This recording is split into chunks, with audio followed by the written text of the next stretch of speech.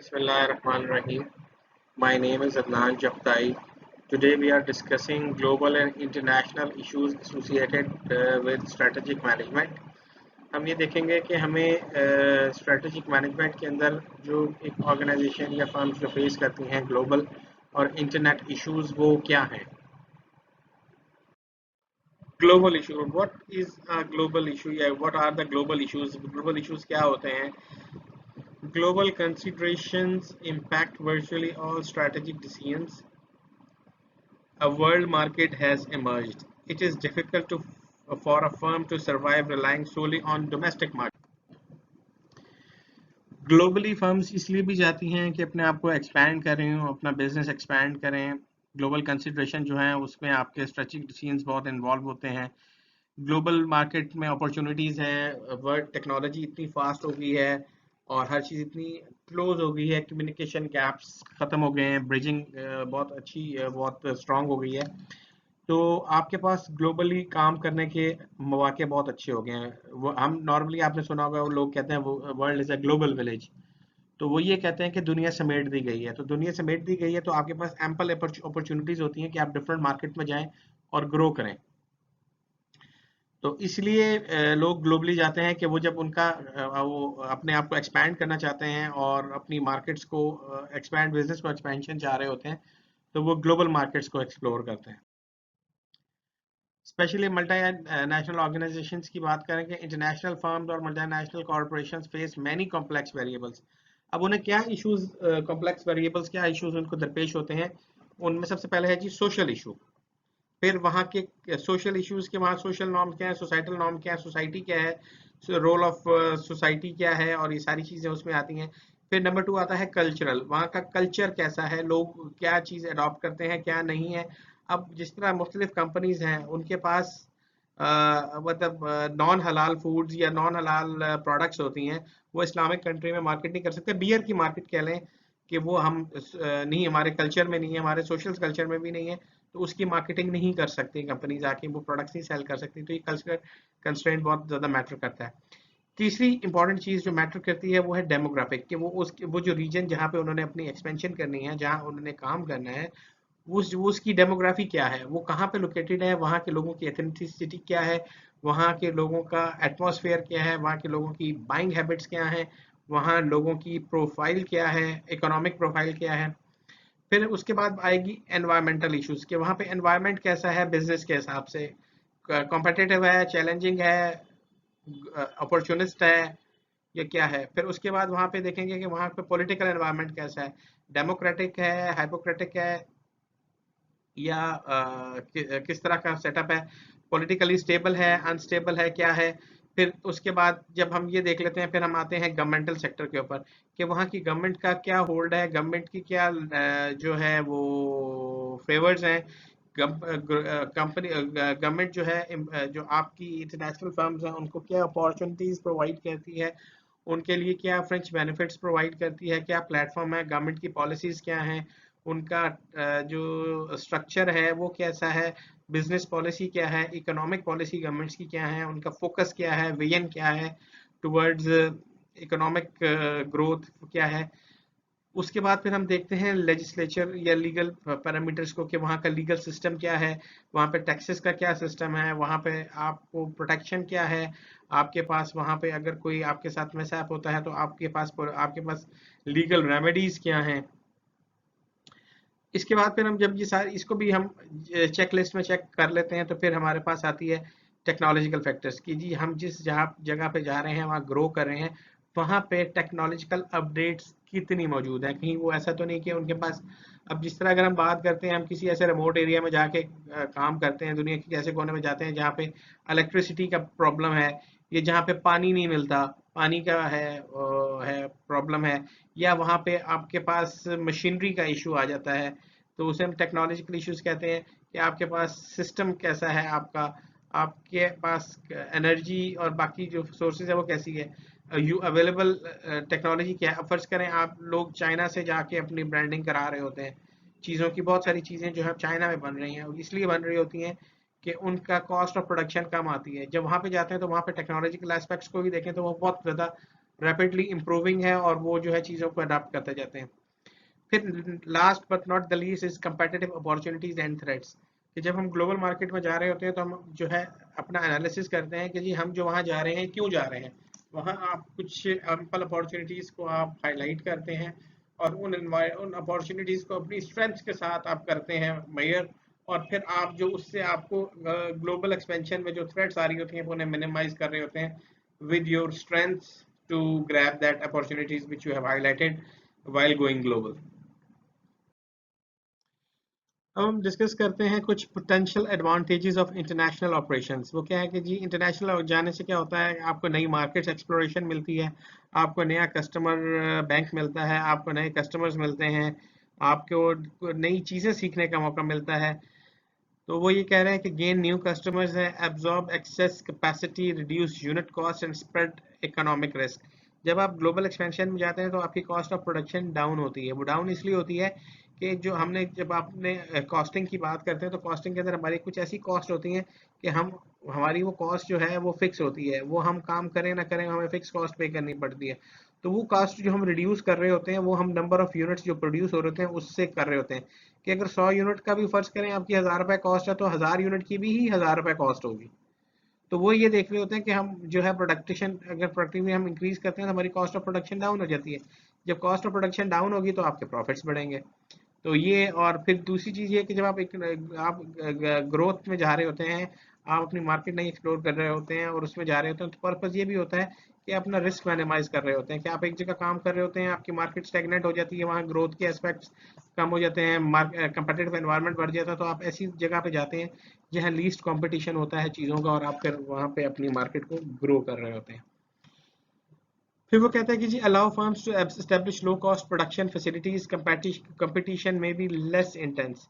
तो मैंने जैसे कि बात की कि बहुत सारी कंपनीज जो हैं वो चाइना मूव कर रही हैं, वो वहाँ जाके अपनी बना रही हैं। जैसे कि एप्पल की अगर हम बात करें तो आईफोन भी चाइना में बन रहा है, सैमसंग भी है चाइना में है आपके पास। फिर अगर हम ब्रांड्स की बात करें, क्लोथिंग ब्रांड्स की, तो वो भी बहुत सारे जो हैं उनकी स्टिचिंग चाइना में हो रही है। रीज़न क्या है? रीज़न ये है कि जी वहाँ कॉस्ट ऑफ प्रोडक्शन जो है वो बहुत कम है। तो और इसलिए वो ये है कि क्योंकि मार्केट में कंपटीशन बहुत हाई होता है, मार्केट जो है बड़ी वोलेटाइल होती है, वहाँ पे कंपटीशन ज़्यादा होता है। तो आप उस कंपटीशन को मीट करने के लिए ज़रूरी है कि अपनी कॉस्ट ऑफ प्रोडक्शन को आप कंट्रोल करें जितना मैक्सिमम हो सकता है। तो उसके लिए लोग जो हैं वो ग्लोबली काम करते हैं कि जाके अपने यूनिट्स ऐसी जगह पे लाते हैं जहाँ उनके पास जो है कॉस्ट ऑफ प्रोडक्शन कम हो रही है, तो वहाँ जाके वो अपने स्टिचिंग यूनिट्स या अपने मैन्युफैक्चरिंग यूनिट्स लगा लेते हैं।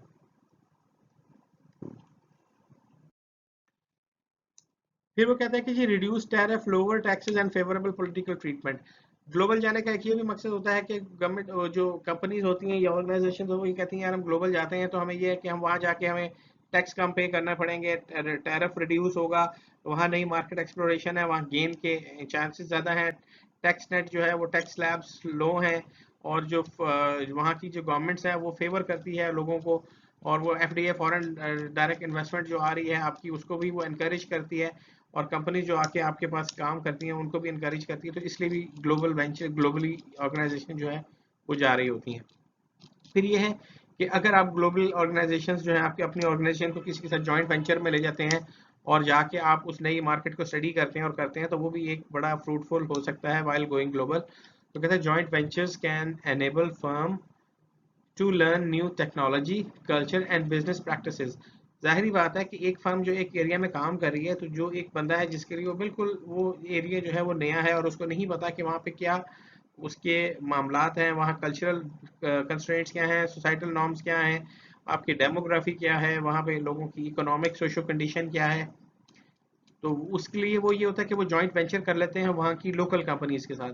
तो उसका फ़ायदा ये होता है कि कंपनीज की अपनी नेटवर्किंग मौजूद होती है और उनके पास हर चीज़ अप टू डेट होती है, तो वो आपकी प्रोडक्ट लाइन जो है उसके साथ ऐड अप हो जाती है और आप फिर उसमें जो है वो बड़ा आपके लिए सपोर्टिव हो जाता है।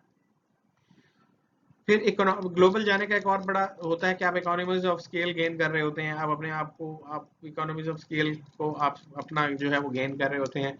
Power and Prestige in domestic market में भी सिग्निफिकेंट इनहांस कि आपकी कंपनी आपकी जो आपकी ऑर्गेनाइजेशन है जो आपके प्रोडक्ट है, आप ये भी कह सकते हैं कि मैं एक्सपोर्ट भी कर रहा हूँ और ये लोकल मार्केट में भी है, तो आपकी एक रेपुटेशन कंपनी की आपके प्रोडक्ट की वैल्यू, आपकी ब्रांड की वैल्यू बहुत बढ़ जाती है। Like advantages, there are few potential disadvantages while going global. जाहिर बात है कि जब हम किसी भी चीज की एडवांटेजेस की मेरिट्स की बात करते हैं तो उसके कुछ ना कोई डीमेरिट्स भी होते हैं. बेसिकली डीमेरिट्स जो हैं वो आपकी थ्रेट्स होती हैं जिनको आप मिनिमाइज कर रहे होते हैं. तो हम तो इसमें जो potential disadvantages, few potential disadvantages which are associated with international operations are being discussed. सबसे पहले कहते हैं कि जी foreign operations could be seized, कि किसी भी वक्त वहाँ पे इंस्टेबिलिटी हो सकती है और वहाँ ऑपरेशन सीज करते हैं और वो कहते हैं कि जी आप यहाँ से निकल जाएं और आप फौरन खाली कर दें. तो आपकी जितनी रिसोर्स होती है, आपकी सारी जो आपका वहाँ पे इन्वेस्टमेंट होती है, आपकी गुडविल की होती है और सारी चीज़ें होती हैं, इंफ्रास्ट्रक्चर होता है, वो वहीं रह जाता है. Different and often little understood social, cultural, demographic, environmental, political, legal, technological, economic, competitive forces, कि जो ये जो हमने फैक्टर्स अभी पीछे कुछ पिछली स्लाइड्स में डिस्कस किए थे जो एसोसिएट होते हैं व्हाइल गोइंग ग्लोबल, कि जो आपका सोसाइटल नॉर्म्स क्या है, आपका कल्चर क्या है, डेमोग्राफी क्या है, पॉलिटिकल सिस्टम क्या है, गवर्नमेंट सिस्टम क्या है, लीगल लॉज क्या है, आपके टेक्नोलॉजिकल बेनिफिट्स, टेक्नोलॉजिकल डेवलपमेंट क्या है, इकोनॉमिक क्या है, कंपेटिटिव मार्केट का जो एनालिसिस है वो क्या है. तो ये डिफरेंट होता है डिफरेंट एरियाज का. तो ये हर जगह एक सा नहीं होता और एक सा हो भी नहीं सकता. वीकनेस ऑफ कंपेटिटर को हम ओवर एस्टिमेट करते हैं. जब हम चीज़ों को कैलकुलेट कर रहे होते हैं तो हम अपने एंड से अपने कंपेटिटर के बारे में जो एवोल्यूशन कर रहे होते हैं वो एजम्पशन बेस्ड होती है और बाद अगर वो गलत भी हो सकती है. Different language, culture and value system होते हैं. जब आप कहीं नई जगह पे जाते हैं वहाँ जबान डिफरेंट है, उनका कल्चर डिफरेंट है, वैल्यू सिस्टम डिफरेंट है, तो आपको थोड़ा सा टाइम लगता है उसमें अपने आप को एब्जॉर्ब करने में. डीलिंग विद टू और मनी सिस्टम्स, कि आप फर्ज करें कि आप यहाँ से एक्सपोर्ट कर रहे हैं डॉलर में और आप आगे जाके किसी चाइनीज युआन, जापानीज येन में कर रहे हैं, चाइनीज युआन में कर रहे हैं या टर्किश लीरा में कर रहे हैं. तो ये होता है कि आपका टू वे आपका वो ट्रांसफर हो रहा होता है और उससे जो होता है ना आपका जो फॉरेन करेंसी की जो रेमिटेंस की कन्वर्जन कॉस्ट है उससे आपको जो है कॉस्ट आपकी थोड़ी सी बढ़ जाती है. तो ये फ्यू डिसएडवांटेजेस हैं जो इसके साथ एसोसिएटेड है. हम बात करते हैं ग्लोबल चैलेंजेस की. ग्लोबल चैलेंजेस वो होते हैं कि जो चैलेंजेस आपको फेस करने पड़ते हैं वाइल गोइंग ग्लोबल. तो सबसे पहले उसमें वो डिस्कस कर रहा है कि how to gain and maintain exports to other nation. कि जब सबसे पहले जब आपकी पहली चीज़ ये है कि जब आपने कहीं और जगह जाके अपना बिजनेस सेटअप करना है तो आप ये कहते हैं कि वहाँ सबसे पहले जाके आप वहाँ स्टडी करते हैं, एक तो एनवायरनमेंट को करते हैं, फिर ये देखते हैं कि आप यहाँ पे जब वहाँ से एक्सपोर्ट करेंगे तो वहाँ पे एक्सपोर्ट के लिए क्या अपॉर्चुनिटीज़ मौजूद हैं कंपनीज को, इंटरनेशनल ऑर्गेनाइजेशन को, कि वो उस रीजन में जाके काम करें तो उनके पास क्या है. तो सबसे पहले आप ये देखेंगे कि आप अपनी जो एक्सपोर्ट्स हैं उसको आप कैसे मेंटेन करेंगे और अपने सर्कल को कैसे चलाएंगे. फिर आप फिर दूसरा ये होता है कि आप अपनी मार्केट को, डोमेस्टिक मार्केट को इंपोर्टेड गुड से कैसे बचाएंगे. ये भी एक चैलेंज होता है कि आपने एक यहाँ पे फर्ज करें आपने पाकिस्तान में एक अपना मैन्युफैक्चरिंग यूनिट लगाया हुआ है. अब सी पैक की वजह से चाइनीज इंटरवीजन बहुत ज़्यादा है, चाइनीज प्रोडक्ट्स बहुत सारी आ रही हैं. तो ये लोकल मैन्युफैक्चरर्स के लिए एक बहुत बड़ा ग्लोबल चैलेंज है कि वो अपनी कॉस्ट ऑफ प्रोडक्शन को कैसे करेंगे, अपनी ग्लोबल मार्केट को, अपनी अपनी डोमेस्टिक मार्केट को कैसे बचाएंगे इम्पोर्टेड प्रोडक्ट से. तो ज़ाहिर बात है जब वो अगर हम चाइना की बात करते हैं तो चाइना तो हमसे ऑलरेडी कॉस्ट में बहुत कंपेटिटिव है, उसकी कॉस्ट ऑफ प्रोडक्शन हमसे बहुत ज़्यादा कम है. तो हम चाइनीज़ प्रोडक्ट को हम कैसे compete कर सकेंगे. ये बहुत बड़ा एक जो सी पैक का थ्रेट है ये टुवर्ड्स हमारे लोकल मैन्युफैक्चरर है. चैलेंजेस इन ग्लोबल इकोनॉमी हम पढ़ रहे थे, उसमें जैसे corporations are obtaining consumer customers globally, markets are shifting rapidly and converging in taste, trend and prices. Market बिल्कुल डायनामिक्स होती हैं. मार्केट जो है वो कभी भी स्टैटिक नहीं होती, it keep on changing. Trends change हो रहे हैं, लोगों की बाइंग हैबिट्स चेंज हो रही हैं, लोगों के बाइंग बिहेवियर चेंज हो रहे हैं. तो आपको उसके साथ साथ उसी की पेस पे जब तक नहीं आप अपने आप को मेंटेन करेंगे आप इस सारी रेस से आउट हो जाएंगे. इनोवेशन नहीं लाएंगे, अपना सिस्टम ट्रांसपेरेंट नहीं करेंगे, अपनी टेक्नोलॉजीज को अपडेट नहीं करेंगे, तो भी हम इनमें ग्लोबल जो रन में हम बहुत पीछे रह जाएंगे. फिर चीज़ें आती हैं कि प्रोटेक्शनिज्म. अब हम in context to see pack करते हैं कि हमारी गवर्नमेंट को चाहिए था कि सी पैक के ऊपर कोई ऐसे चेक्स लगा देती कि यहाँ ये करती कि जी हम ये है कि आपकी जो प्रोडक्ट्स है या उसकी जो भी आपने यहाँ पे मैन्युफैक्चरिंग करनी है तो उसके ऊपर हम कोई ड्यूटी लगा देते हैं, कोई टैक्स लगा देते हैं, या हम इतने % लोगों को कोटा देते हैं कि वो आके यहाँ पे काम शुरू कर सकते हैं, इससे ज़्यादा नहीं। या वो ऐसी जिस तरह मिडल ईस्ट में होता है कि आपको जब भी जाना है तो अपने अकामा, अगर आपने वहाँ पे कोई वर्क परमिट लेना है तो उसके लिए आपको किसी नेटिव को साथ रखना पड़ता है। तो यहाँ पे भी कोई ऐसे चेक्स लगाए जाते हैं कि जी आपको ऐसी चीज़ इम्पोज करते हैं, को टैरिफ करते हैं, को टैक्सेस करते हैं, को रेगुलेशन करते हैं कि कोई भी बंदा आके यहाँ इंडस्ट्री लगा रहा था वो लोकल जो आपकी ह्यूमन रिसोर्स है उसको भी प्रमोट करेगा और लोकल को भी किसी को साथ मिलाएगा।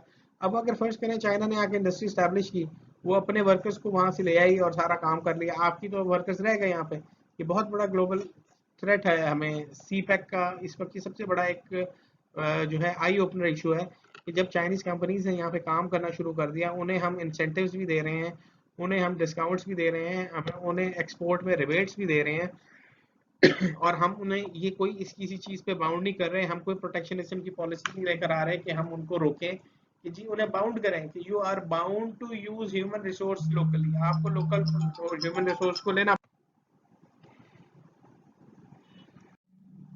एडवांसमेंट्स इन टैलेंट, हम sorry reasons for global expansion पढ़ रहे हैं। दूसरी चीज है एडवांसमेंट इन टेलीकम्युनिकेशन। जब आपके अंदर कम्युनिकेशन ब्रिजेस कम होंगे, आपके पास कम्युनिकेशन गैप कम होंगे, तो आपको पता चलेगा कि दूसरे रीजन्स में, दूसरे मार्केट्स में क्या हो रहा है, उनकी नीड्स क्या है, उनकी डिमांड्स क्या है, वहाँ इकोनॉमिकल स्टेबिलिटी क्या है, वहाँ ग्रोथ अपॉर्चुनिटीज क्या है। तो उसके हिसाब से फिर आप वहाँ जाके जो है आपके पास जब नॉलेज होगी तो इट मीन्स कि एडवांस टेली कम्युनिकेशन है, आपके रास्ते आसान है और आपके पास information at your doorstep है, तो आप इसलिए भी ग्लोबल एक्सपेंशन जो है वो भी रीजन है कि इससे इसकी वजह से ग्लोबल एक्सपेंशन बढ़ रही है। फिर ये कि growth in demand for goods and services outside the country is considerably higher than inside. ये भी होता है कि आपकी कुछ चीज़ें ऐसी होती हैं जिनकी डिमांड बाहर ज़्यादा होती है, लोकल में इतनी नहीं होती, इसलिए भी आप अपनी एक्सपेंशन कर रहे होते हैं, ग्लोबल एक्सपेंशन की तरफ जा रहे होते हैं।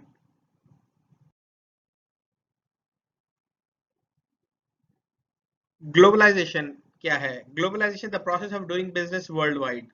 Global strategy includes considering global needs during design, production and marketing.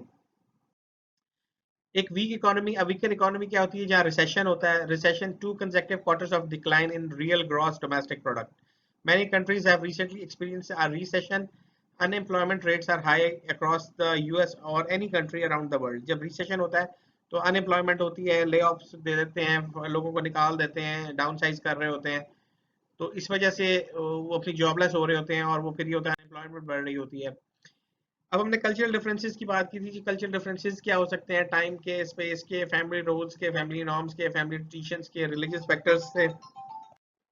अब जो यूरोपियन बिजनेस कल्चर है उसकी बात करें तो उसके अंदर आता है कि जी उनके अंदर पार्टिसिपेटरी मैनेजमेंट है, मोस्ट वर्कर आर यूनियनाइज्ड है, most frequent vacations and holidays हैं, वहाँ उनको पेड ले ऑफ्स मिलते हैं, उनका एक प्रॉपर प्लान है। हमारे तरह का उनका हिसाब नहीं होता कि वहाँ पे वर्कर्स को जो है राउंड द क्लॉक एंगेज रखें, उनके उन्होंने उसमें छुट्टी जाना होता है डेफिनेटली, और उसके बगैर वो उनको वो ज़बरदस्ती देते हैं कि जाएं और वो करें। फिर उसके बाद वहाँ पे की जो परमानेंट एम्प्लॉयमेंट है वो गारंटीड है, उसके अलावा टेम्प्रेरी एम्प्लॉयमेंट होती है, प्रोबेटरी पीरियड होता है, लेकिन आपके पास जो एम्प्लॉयमेंट है वो परमानेंट होती है।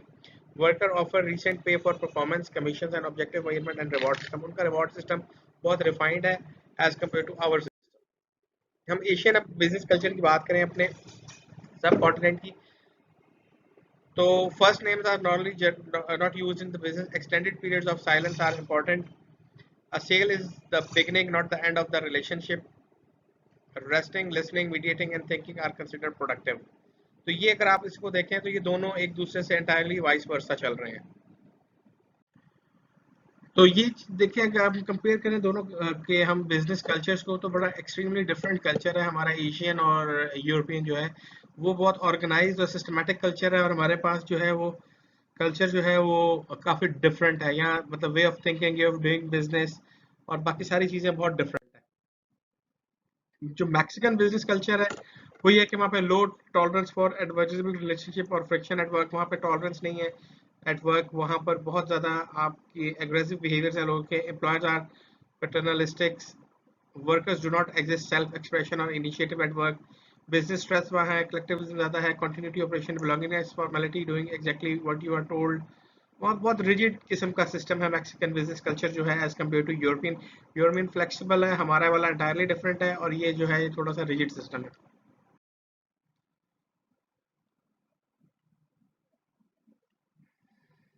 ओपिनियन है। अब अगर मैक्सिकन कोई कंटिन्यू करेंगे उसमें उसने कुछ और बातें की हैं कि preserving one's honour, saving face, looking important are valued, opinions expressed by employees are often regarded as a back talk, के वहाँ पे employees की opinion को discourage किया जाता है, वहाँ centralized rigid किस्म का system होता है, supervisors are viewed as a weak if they explain the rationale for their orders to workers, Mexican often do not follow rules, life is slower in Mexico, tardiness is common। अब हम बात करते हैं Japanese culture की, जो जो भी एक डिफरेंट कल्चर है वर्ल्ड में अपनी डायनामिक्स की वजह से। तो वहाँ पे ये कहता है कि जी importance of group loyalty and consistent called, वहाँ पे ग्रुप लॉयल्टी और अपने उसकी बड़ी इंपॉर्टेंस है। डिस्कशन जो है वो कॉन्टिन्यूस डिस्कशन जो है वो बड़ी वहाँ पे एक्नॉलेज की जाती है। Constant discussion and compromise, silence is a plus in formal meeting, कि आप अगर फॉर्मल मीटिंग में खामोश बैठे हैं, बहुत ज़्यादा बात नहीं कर रहे, तो इसका ये मतलब बिल्कुल नहीं है कि आपको कुछ नहीं आता या नहीं करता, आप अपनी टर्न का वेट करते हैं और फिर बोलते हैं। तो इस चीज़ को वो बड़ा अप्रिशिएट करते हैं कि बहुत ही प्रोफेशनल किस्म का एटीट्यूड है। When confronted with disturbing questions manager often remain silent, जब उनको कुछ डिस्टर्बिंग या उनकी प्रेशर टेस्टिंग की जाती है तो वो खामोश रहते हैं। Manager are reserve, quiet, distant, introspective and other oriented. तो वहाँ के जो वो इसी तरह जब है कि मैनेजर जब साइलेंस रहेंगे तो वो उनके जो है वो काम, उनका जो एटीट्यूड है वो काम, रिजर्व, क्वाइट और डिस्टेंट रहेगा। अब हम डिस्कस करेंगे जी कम्युनिकेशन बैरियर्स जो है, communication difference between across the cultures क्या हो सकते हैं। Italian, German, French do not soften up executive with praise before criticism. उनके कल्चर में जो है उनकी तारीफ है फिर उसमें क्रिटिसिज्म है। जो आपका ज्यूज का कल्चर है, that are accustomed to fast pace meeting. British executive complain that Americans chat too much. Europeans feel that they are being treated like children when asked to wear name tags. Executives in India used to interpret each other. In Malaysia and Japan, periods of silence are appropriate. No silence is needed in Israel. How was your weekend is considered intrusive by many business people. फिर हम कुछ tax rates के बता रहे हैं कि taxes के क्या रेट्स हैं। यूएस एंड जापान 38% है, एशिया पैसिफिक रीजन में 30% है, Germany 30, Britain 28, France 27, Europe 26, Ireland approximately now 0, और जो रशियन स्टेट्स हैं कुछ जो फॉरवर्ड सोवियत ब्लॉक नेशंस थी उनमें भी 0% आ रहा है। इंडिया में अगर बात करें तो हम तो उनकी debt is 80% of their GDP, gap between rich and poor is widening, middle class is growing. अब अगर हम पाकिस्तान का भी देखें तो वहाँ पे भी डेट टू जीडीपी रेशो बहुत ज़्यादा है। आपके पास जो बेसिक नेसेसिटीज़ ऑफ लाइफ हैं वो बहुत डिफ़िकल्ट हो गया लेना। Gap between rich and poor जो है वो भी बहुत इंक्रीज़ हो रहा है। अब अगर हम क्लासेस के हिसाब से डिफ्रेंशिएट करें तो जो मिडिल क्लास है वो ऐसी क्लास होती है जो कि ब्रिज होती है between upper class to poor class, lower class. तो उन दोनों के बीच में ब्रिजिंग का काम कर रही होती है। जब आप मिडिल क्लास को ही इतना कंप्रेस कर दिया कि वो जो है लोअर क्या कहते हैं आपकी जो लोअर क्लास है उस उसकी तरफ उसको आप पुश किए जा रहे हैं और वो बिल्कुल उसको लोअर क्लास एंगेजमेंट में जा रहे हैं। तो gap between middle and upper is increasing day by day, जिसकी वजह से यहाँ पे बहुत इकोनॉमिक डिस्पैरिटीज और प्रॉब्लम्स आ रही हैं। तो जितना ये गैप कम होगा उतना ही जो है आपका जो इकोनॉमी है वो स्टेबलाइजेशन की तरफ होगी और उतनी ही बैलेंस में आपकी चीज़ें होंगी, आपकी प्राइसेस कंट्रोल होंगी, इन्फ्लेशन आपकी कवर होगी।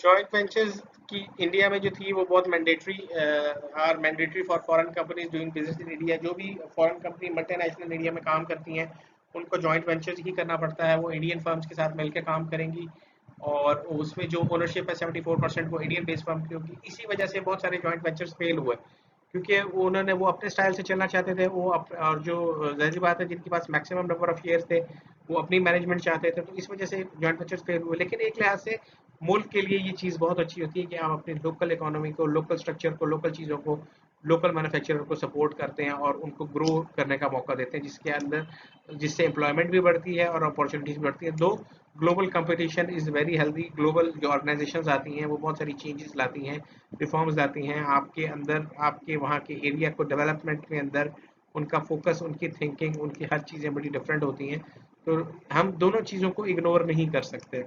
तो this was the whole overview regarding globalization, उसके एडवांटेजेस, डिसएडवांटेजेस, ग्लोबल बिजनेस के क्या अपॉर्चुनिटीज होती हैं, ग्लोबल बिजनेस के अंदर क्या प्रॉब्लम्स आ सकती हैं, ग्लोबल बिजनेस की जो टेक्निक्स हैं, जो ग्लोबल बिजनेस के तरीक़ेकार हैं, हमने उसको डिस्कस किया। एशिया में क्या है, यूरोपियन कंट्रीज उसको कैसे देख रहे हैं, जापान कैसे देख रहा है, बाकी जो है स्टेट्स वो कैसे, मैक्सिको कैसे देख रहा है। उसके बाद फिर हमने उसकी टैक्स रेट की डिफरेंशिएशन पढ़ी कि किस तरह से वो जो है कंट्रीज़ हैं उनके अंदर ये ग्लोबलाइजेशन के अंदर जो है टैक्स रेट फ्लक्चुएशंस हैं या टैक्स रेट अडॉप्टेबिलिटी है। फिर कुछ कंट्रीज़ के बारे में बात की, इंडिया की, पाकिस्तान की, यूरोपियन कंट्रीज़ की।